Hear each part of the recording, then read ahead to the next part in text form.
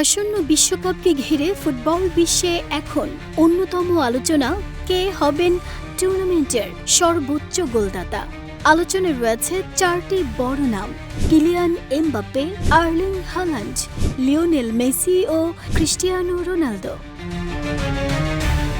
তবে এই প্রতিযোগিতায় নিজের নামটি সবচেয়ে জোরালোভাবে উচ্চারণ করেছেন ফ্রান্সের তারকা ফরওয়ার্ড এমবাপ্পে। সম্প্রতি এক সাক্ষাৎকারে তিনি জানিয়েছেন, বিশ্বকাপে সর্বোচ্চ গোলদাতা হওয়ার সামর্থ্য কেবল একমাত্র তাঁরই রয়েছে এবং সেই লক্ষ্য নিয়েই মাঠে নামবেন তিনি। এমবাপ্পে মনে করেন, টুর্নামেন্ট শেষে সর্বাধিক গোলের মালিক হতে পারেন তিনি।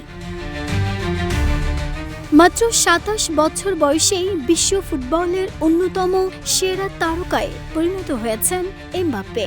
আগের বিশ্বকাপগুলোতে দুর্দান্ত পারফরমেন্সের কারণে অনেকেই তাঁকে গোল্ডেন বুটের অন্যতম দাবিদার হিসেবে দেখছেন। তবে নিজের নামের পাশাপাশি এমবাপ্পে বিশেষভাবে উল্লেখ করেছেন পর্তুগালের কিংবদন্তি ক্রিস্টিয়ানো রোনালদোর নামও।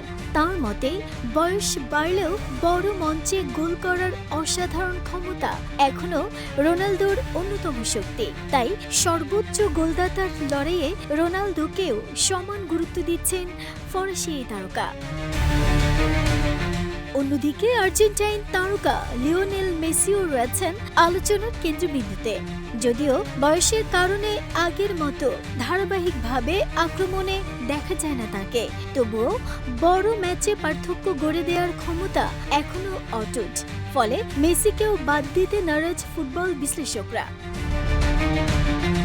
নরওয়ের গোল মেশিন আর্লিং হাল্যান্ড রয়েছেন সম্ভাব্য তালিকায়। তাঁর দুর্দান্ত ফিনিশিং এবং গোল করার ক্ষুধা তাঁকে অন্যতম প্রতিদ্বন্দ্বীতে পরিণত করেছে। বিশ্বকাপের মঞ্চে অভিজ্ঞতা, তারুণ্য এবং তারকা খ্যাতির এই লড়াইয়ে শেষ পর্যন্ত কে হাসবেন শেষ হাসি, তা জানতে অপেক্ষা করতে হবে টুর্নামেন্টের শেষ পর্যন্ত। তবে এমবাপ্পের ভবিষ্যৎবাণী ইতোমধ্যেই নতুন করে আলোচনায় এনেছে মেসি ও রোনালদোকে। নাহিদা স্মৃতি, দেশ রূপান্তর।